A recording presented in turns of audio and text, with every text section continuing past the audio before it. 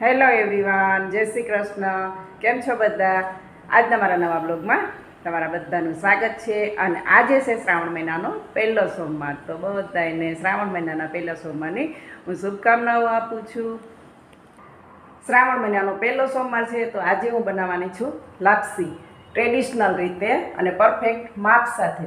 તો અમારા ઘરમાં લાપસી કેવી રીતે બને છે એ હું ચાલો તમને બતાવું. આજે હું એકદમ ટ્રેડિશનલ રીતે લાપસી બનાવીશ.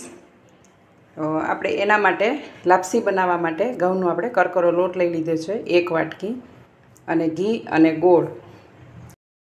મોણ માટે તેલ લઈ લીધું છે, જે આપણે લોટમાં મોણ નાખીશું. તો ચાલો આપણે શરૂઆત કરીએ.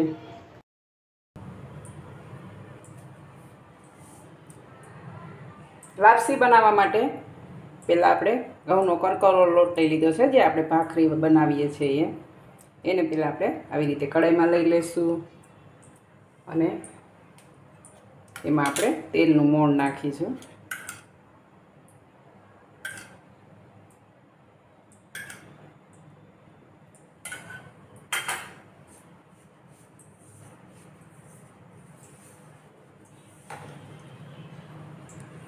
આવી રીતે સરસ એવું એને મોઈ દેવાનું છે લોટને.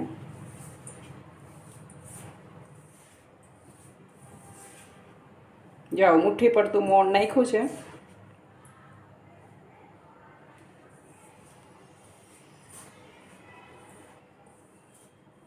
હવે આપણે આને લોટને શેકવાનો છે. ઘણા આવી રીતે કાચા લોટની આમ જ બનાવતા હોય છે, ખાલી મોણ દઈને સીધું ગોળવાળું પાણી કરીને એમાં નાખી દે છે, પણ આપણે બનાવશું શેકીને. કેમ કે શેકીને બનાવીએ ને તો એનો ટેસ્ટ પણ સરસ આવે છે, અને એ કાચું પણ નથી રહેતું ને.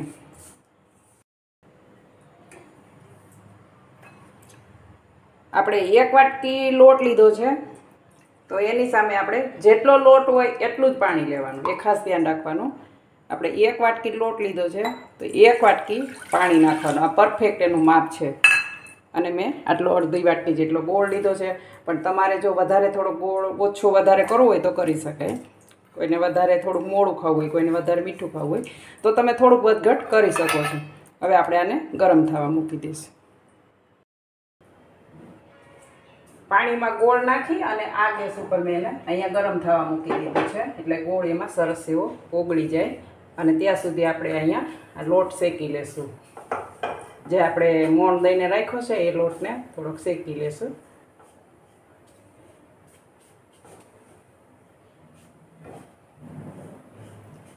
એમાં તમારે જાડા તળિયાવાળું થોડુંક વાસણ લેવાનું, એટલે નીચે ચોટે નહીં.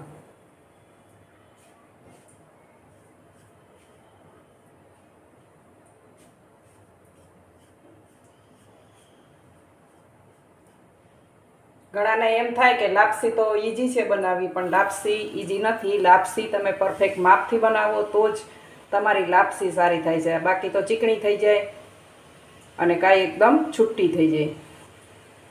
પણ જો તમે આ માપથી બનાવશો ને, તો તમે પહેલી જ વારમાં બનાવશો ને તો પણ તમને સરસ એવું રિઝલ્ટ એનું મળશે અને સારી બનશે લાપસી.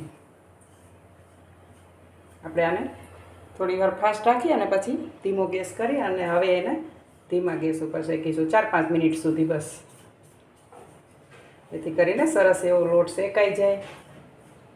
હમણાં એની સુગંધ આવવા મળશે લોટ શેકાય એની.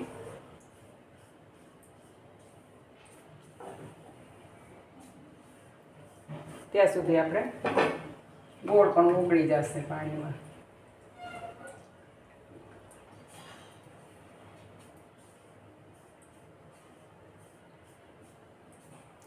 પહેલાં તો મેરેજ થાય ને એટલે એમ કહે કે નવા નવા વહુને લાપસી બનાવો. એટલે નિવેદ હોય, નિવેદમાં પણ લાપસી બનાવવાની હોય, તો એમ કે વહુ જે હોય મેરેજ થયેલી હોય એને એમ કે આજે તો વહુ લાપસી બનાવશે. એટલે જો લાપસી બનાવે ને પહેલી જ વાર તો પરફેક્ટ બને ને, તો એમ કે વહુને રસોઈ બધી આવડતી હશે. કેમ કે લાપસી આવડે એટલે બધી રસોઈ તમને આવડશે. પણ જો લાપસી ન આવડે ને તો રસોઈ એટલી સરસ, એવું માન્યતા એવી હતી. એવું કંઈ નથી, પણ એવી પહેલાંના ગઢિયાની એવી માન્યતા હતી કે જો એ લાપસી સારી બનાવશે ને તો એને બધું જ આવડતું હશે. અને નવા નવા મેરેજ થયા હોય એટલે પહેલાં કોઈ મીઠું એ વસ્તુ બનાવવાથી શરૂઆત કરે કે પહેલાં કોઈ પહેલી વાર રસોડામાં જાય એટલે મીઠી વસ્તુ બનાવે. તો ત્યારે લાપસી બનાવતા હતા કે આજે નવા લાપસી બનાવશે. અત્યારે તો હવે એવું કંઈ નથી કે લાપસી જ બનાવી, અત્યારે તો શીરો પણ બનાવી નાખે. શીરો થોડોક ઈજી હોય છે આના કરતાં બનાવવામાં. રવાનો શીરો છે કે કોઈ પણ મીઠી વસ્તુ બનાવે.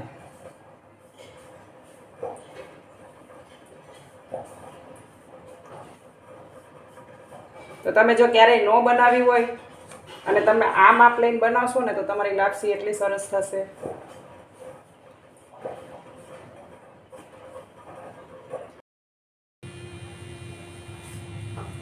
લોટ સરસ શેકાઈ ગયો છે, થોડોક જો કલર ચેન્જ થઈ ગયો છે. હવે આપણે ગેસ બંધ કરી દીધો છે. થોડીક વાર એમાં જ હલાવશું કેમ કે ગરમ છે ને કઢાઈ, તો થોડીક વાર એમાં થોડીક વાર આમ હલાવી રાખીએ એટલે સરસ એવો શેકાઈ જાય.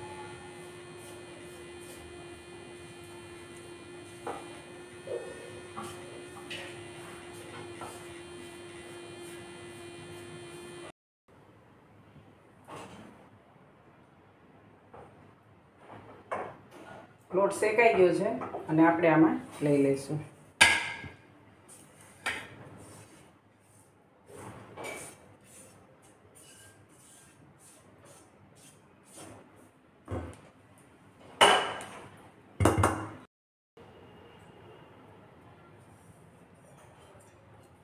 આપણે જે ગોળવાળું પાણી કરીને રાખ્યું હતું એને આમાં ગાળી લઈશું.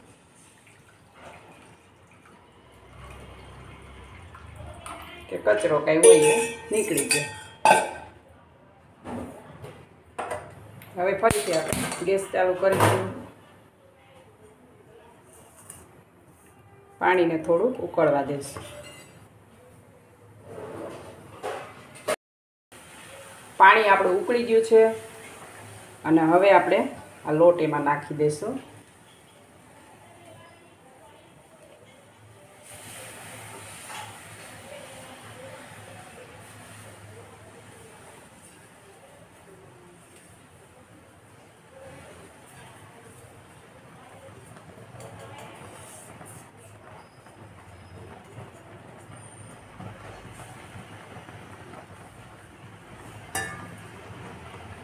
સરસ એવો આમ પાથરી દેશું.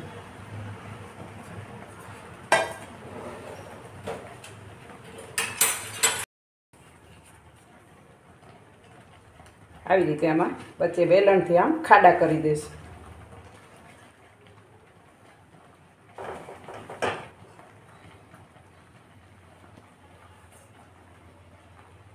આને હલાવવાનું નથી, થોડીક વાર આને આમ જ રાખીશું. હવે આપણે એને ઢાંકી દઈશું. એની ઉપર થોડુંક વજન મૂકી દઈશું જેથી કરીને એની વરાળ બહાર ન નીકળે. હવે વજનમાં તો આપણી પાસે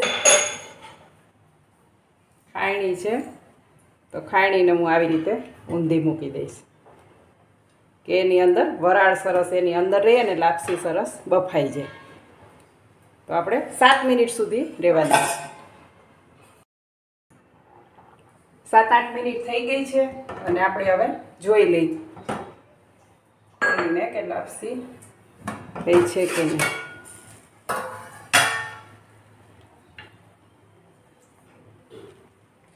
આપણે એને હલાવીએ. આવી રીતે એને સરસ હલાવી લેવાની.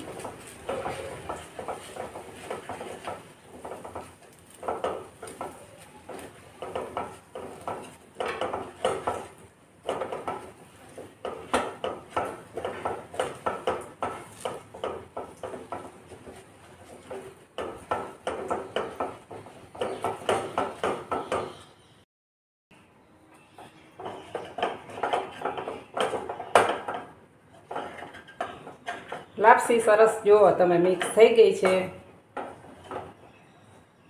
હવે આપણે એમાં નાખશું ઘી.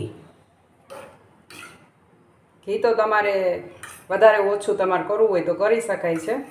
બાકી તમે આ પ્રમાણે નાખો એટલે તમારે પરફેક્ટ ઘી થશે. વધારે પણ નહીં થાય ને ઓછું પણ નહીં થાય, પણ તમે તમારા હિસાબે નાખી શકાય છે. હવે ઘી નાખ્યા પછી આપણે એને સરસ એવી હલાવી દઈશ.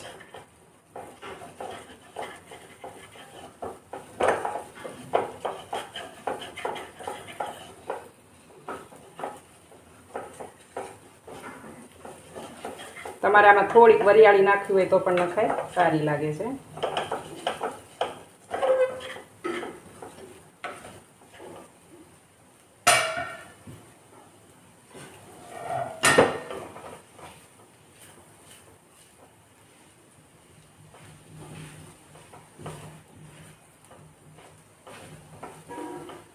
છુટ્ટી ને સરસ લાપસી બની ગઈ છે.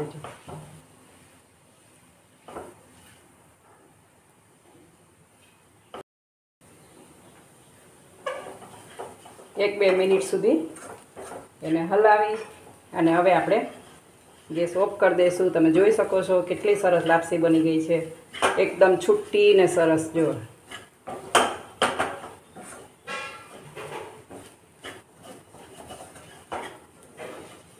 લાપસીને હંમેશા વેલણથી જ ફેરવવાની.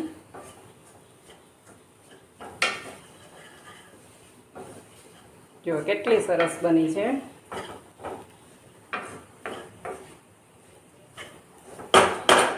હવે આપણે ગેસ ઓફ કરી દઈશું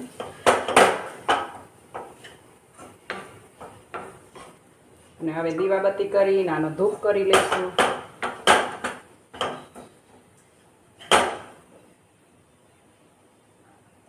એકદમ છૂટી છૂટી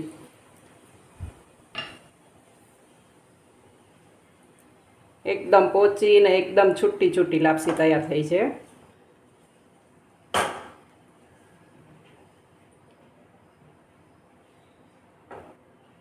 અને તળિયે ચોટી પણ નથી, તમે જોઈ શકો છો. તળિયે જો જરાય ચોટી નથી, નહીંતર બેસી જાય લાપસી નીચે.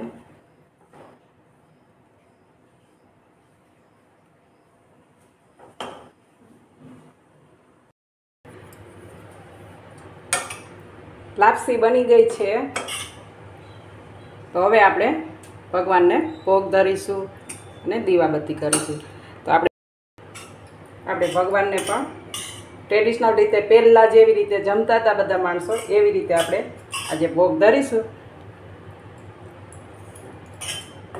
કેટલી સરસ છુટ્ટી ને સરસ બની છે.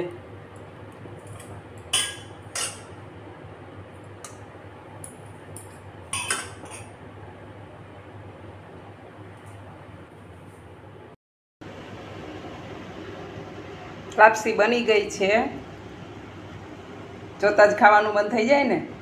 કેટલી સરસ બની છે, મસ્ત પોચી રૂ જેવી એટલી સરસ લાપસી બની છે.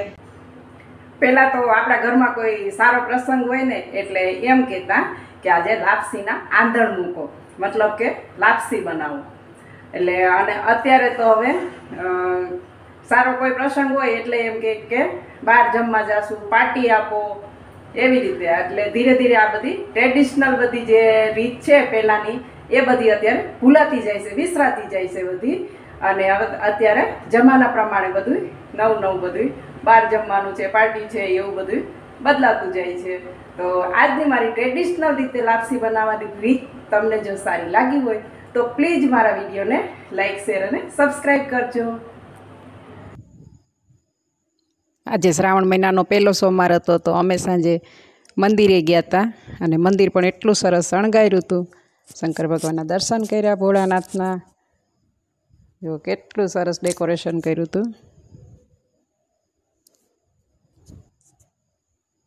તો તમે બધા પણ મંદિરે ગયા જશો આજે. ભગવાન બધાની મનોકામના પૂરી કરે.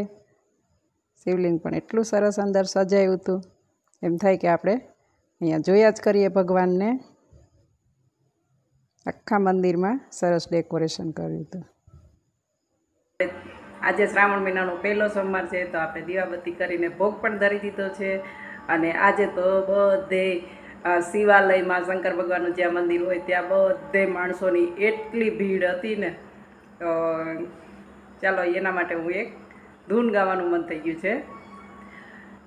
હરે રે ભોળા શંભુ તમારી ધૂન લાગી, તારી ધૂન લાગી ભોળા તારી ધૂન લાગી પાર્વતીના પતિ તમારી ધૂન લાગી ડાક ડમરૂવાળા તમારી ધૂન લાગી કંઠે સર્પ કાળા તમારી ધૂન લાગી હર ભોળા શંભુ તમારી ધૂન લાગી. તો આજની મારી આ ધૂન તમને કેવી લાગી મને કમેન્ટ જરૂર કરજો.